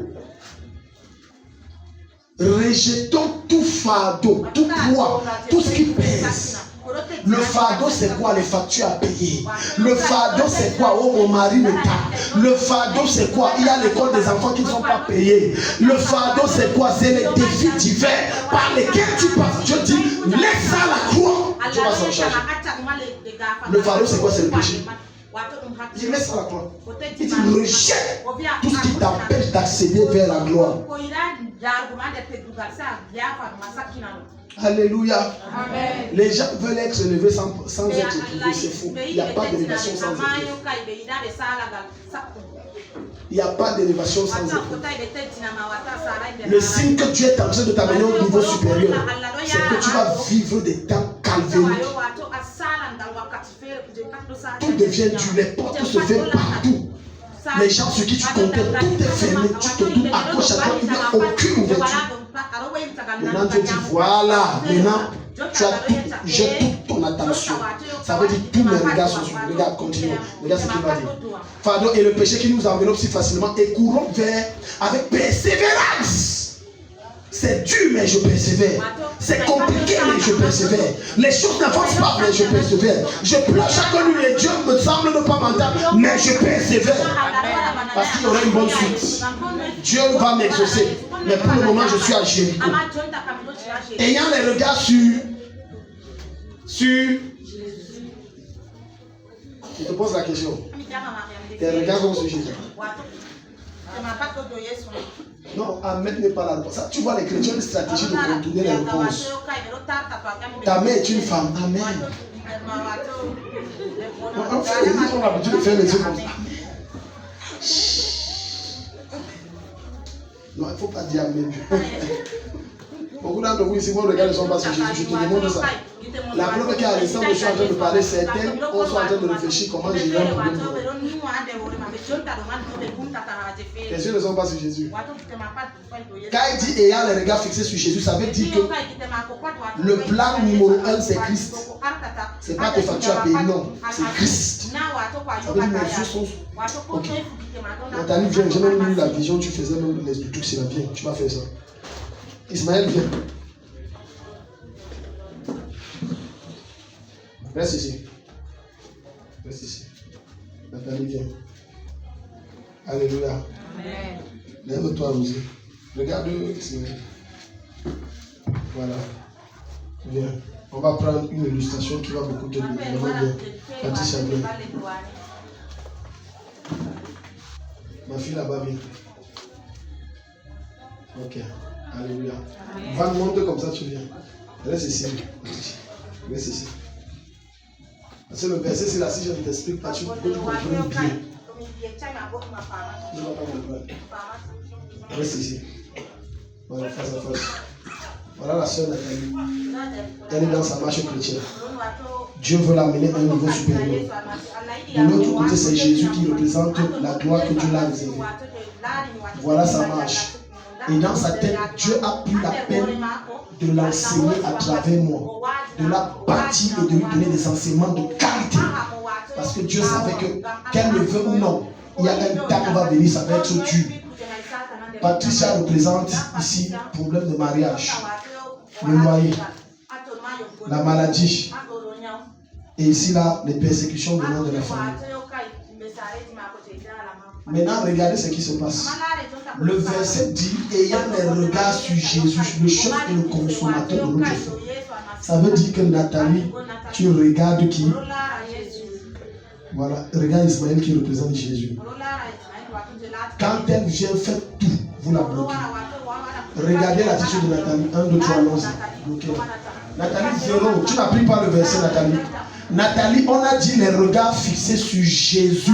On n'a pas dit au sol. C'est pour ça que vous échouez dans votre foi. Vous avez les défis du regard au soleil. C'est ça.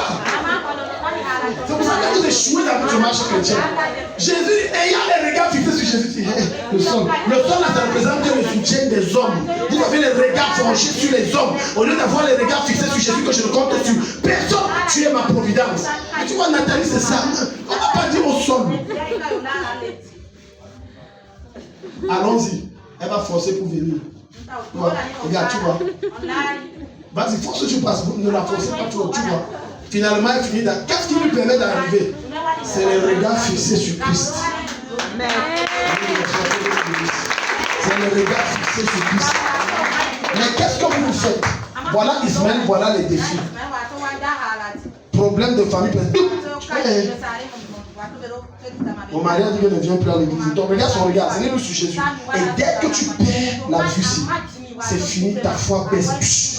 Prier devient difficile. Jeûner devient compliqué.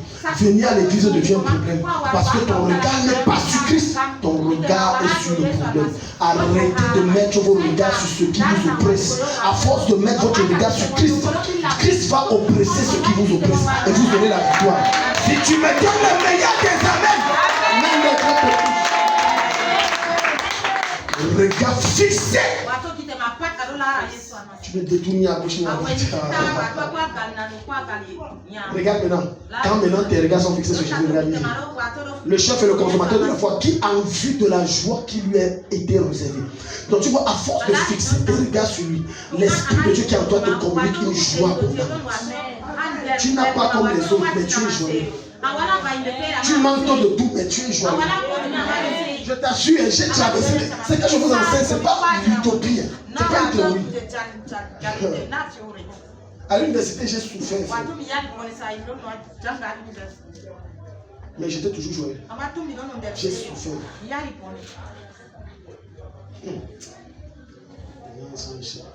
Mon père m'a abandonné parce qu'il a dit que quand tu as décidé de suivre les choses de Jésus, mon père étant un grand homme à l'époque, avant qu'il ne prenne la retraite, très influent, ayant les facilités diverses. On m'a coupé les vies, coupé tout.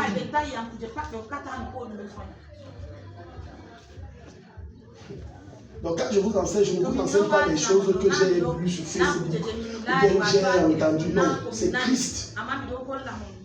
Mes regards étaient fixés. Je pleurais comme je pleurais, mais mes regards étaient là. Je pleure à le regarder. Deux fois, j'ai dit que je ne prie plus. Tu as compris, je suis plus là. Ne me cherche plus. Je fais ma vie. Mais je suis là le soir. Il dit ça le matin, le soir, je suis là. Et des fois, je me demandais que tu as dit que tu ne venais pas. Je fais comme il va encore aller. J'ai compris Pierre.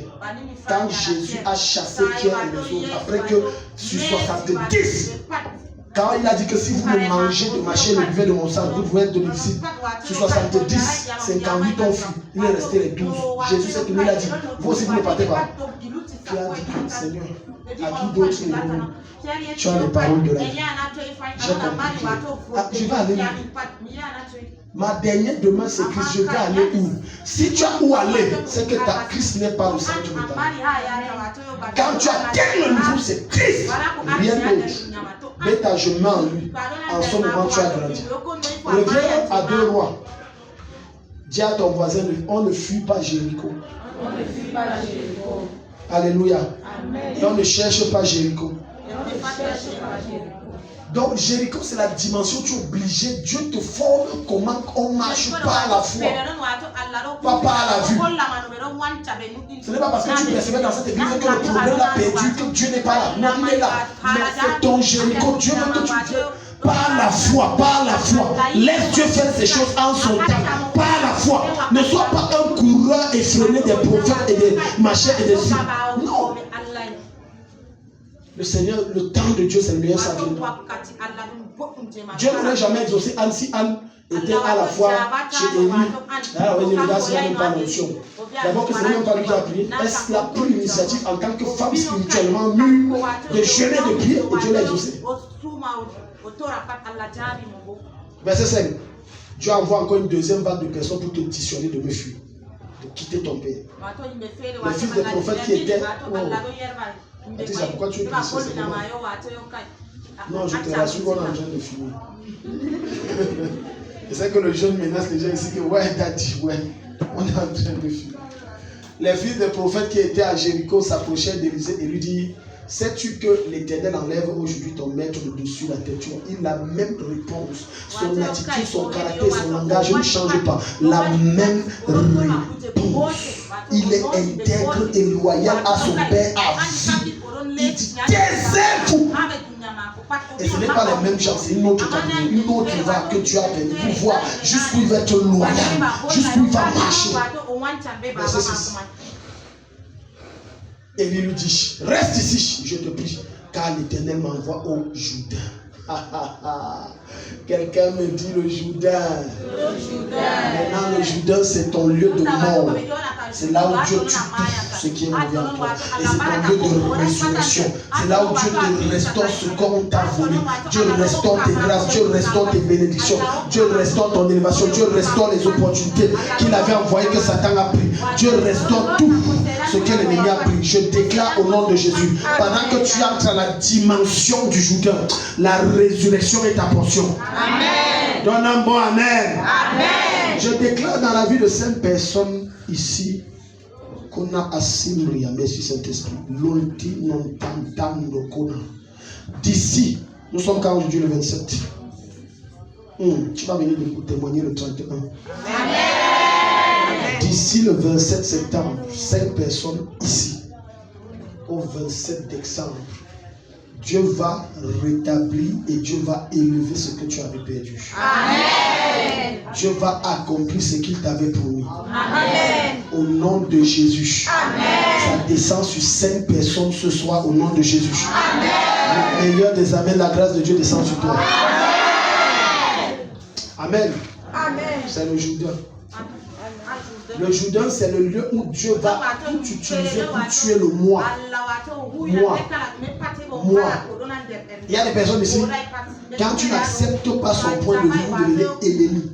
C'est de l'immaturité. La maturité voudrait que mon avis, qu'il soit accepté ou non, ne change en rien mon mieux.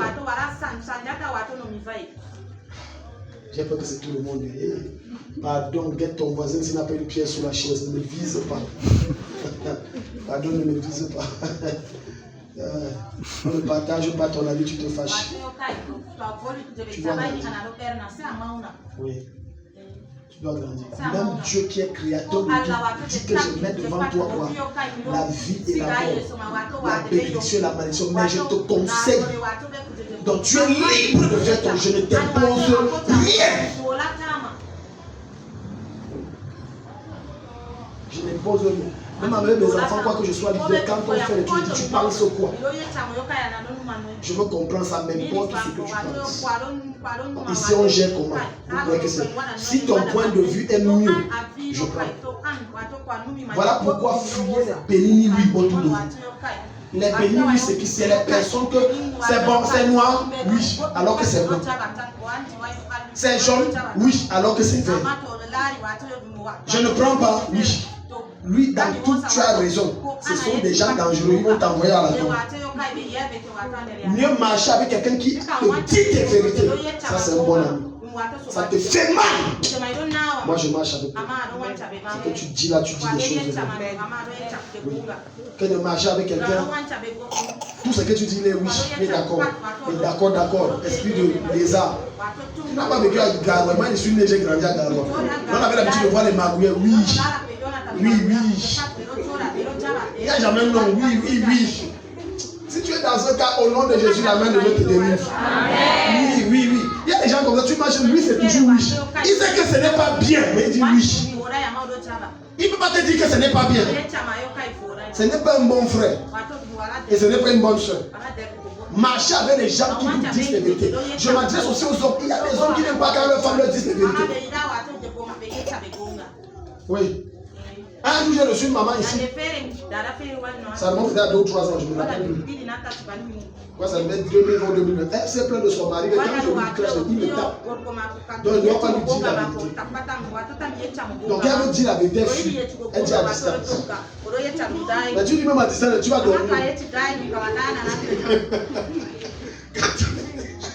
Quand tu dis à distance, tu vas dormir. Bien-aimé, ça doit être laisse Dieu te tuer. Laisse Dieu te faire mourir. Laisse Dieu détruire en toi le moi. Laisse aussi et accepte humblement qu'on te contredise. Ça n'enlèvera rien. C'est une hauteur d'esprit. Ça me fait rien. C'est une hauteur d'esprit. Je fais des réunions de pasteurs, on contredit mon point, on prend autre chose. Où est le problème? C'est même une expression d'orgueil. Personne ne détient le monopole du savoir et de la vérité. Personne. Personne. Nous tous on se complète. Il y a des choses extraordinaires que certains d'entre vous peuvent faire que je ne peux pas faire. Et je viens de demander comme ça. Alléluia. Amen. Dis à ton voisin, laisse Dieu te tuer. Et quand il te tue, accepte de mourir. Il y a des gens que Dieu les a tués fatigués, ils disent je ne meurs pas. Dieu a poignardé même au cœur. Pierre le savait, il dit je ne meurs pas. Je t'ai dit que je ne meurs pas. Tu ne peux pas grandir si tu ne meurs pas. Dans le Jourdain, c'est l'endroit où tu meurs et tu ressuscites. Et c'est dans le Jourdain qu'on a baptisé Jésus, mort et ressuscité. Parce que c'est le baptême. Le baptême est le symbole de notre mort en Christ et de notre résurrection avec Christ. C'est ça le baptême. Jourdain. Et c'est à cette dimension où beaucoup disent je n'en peux plus. Non, j'abandonne. Alors qu'ils sont déjà à la fin. Ils sont à la 4e dimension. La dimension la plus élevée. Où Dieu produit en toi quoi, la mort en soi. Il veut créer en toi la mort en soi. Tu meurs en toi. On t'insulte, ça ne t'insulte rien. Tu ne réagis pas. Alléluia. Amen. Il n'y a pas amen ici. On m'insulte, j'insulte bien. Quand tu es un enfant. Tu es un enfant. Amen. J'ai reçu un cas ici. Je priais pour le jeune homme dans le gars, mais j'ai dit Dieu te bénisse. Il y a une dimension quand Dieu t'a tué, tu es mort. Ça te fait plus d'une fois une chose, tu t'en fous. Tu as fini, Dieu te bénisse. Il te dit, je suis allé là, il fait ma nuit de prière propre. Il faut aller chaud. Laisse meurs au Jourdain, il faut mourir. Alléluia. Jusqu'à tu bagarres. Tu bagarres à quelqu'un descend de l'église, même tu bagarres. Un jour, maman m'a appelé, qu'elle avait fait chez l'église. Et j'étais choqué. La maman m'a dit que daddy, il y a tel là. Elle bagarre ici derrière. C'était pour 200 ou 500.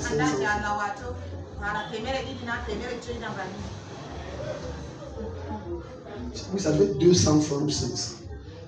Quelqu'un va me dire que est-ce que c'est facile d'avoir? Non, ne te rabaisse pas une vie. Quand tu pleures 200, tu connais le montant que c'est dans les affaires. Ils sont restés tranquilles. J'avais honte, pourquoi? Parce que c'était le quartier 6 avec la femme si vient ici. Ça m'a fait mal. Parce que beaucoup s'asseyent au pied de Dieu, mais leur esprit est ailleurs. Et leur esprit se concentre sur Dieu. Quand Dieu envoie un démon les torturer. Non, non, non, non. Ça m'a fait mal. Si elle te dit combien on m'a frappé beaucoup d'argent, j'ai tourné, dit ça va, je vais savoir. Hello. Un jour, et ça remonte peut-être à 15 ou 18 ans, j'allais comme ça porter plainte à une maman à la pêche. Elle avait pris mon argent. Mais avant, je suis allé voir son pasteur que dis-lui qu'elle m'a dit. Son pasteur m'a parlé, j'ai senti que c'est Dieu qui m'a parlé. Jusqu'au jour où je suis allé à la pêche. Et c'était vraiment mon courage.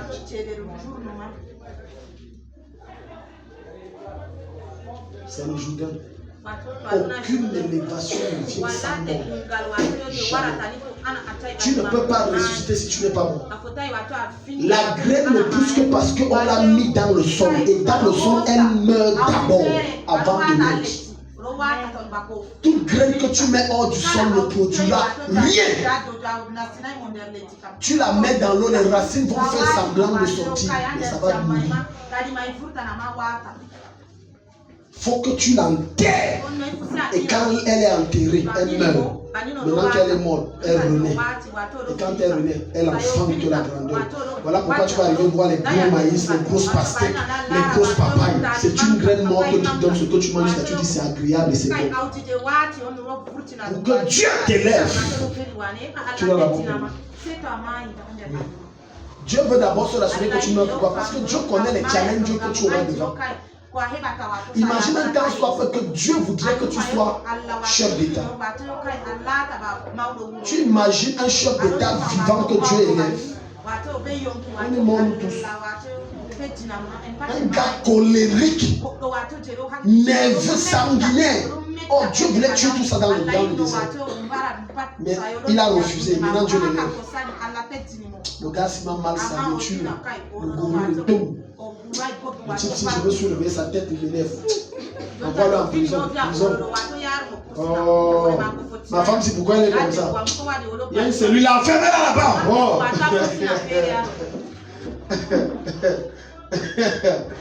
Alors que tu es là, tu dis que Dieu te dit tu vas être général, machin. Tu dois mourir. Tu sais le pouvoir qu'un général a. Tu connais le pouvoir qu'un amiral à la présidence a. Tu ne peux pas élever comme ça si tu n'es pas mort. Il sait que tu vas torturer les gens. Après tu sois avec ta voiture. Un petit enfant de 12 ans est venu là, il traverse. Pourquoi il ne traverse pas depuis que klaxonne? Depuis que tu klaxonnes, ça va faire combien de temps? Tu sors, tu gifles, le gars tombe. Alors là-bas, tu continues. On va porter plainte de ce qui? Tu es le grand amiral. Dès qu'on dit convocation, tu dis que tu me connais, non? Que je vois encore parler. D'abord, la convocation n'arrivera pas.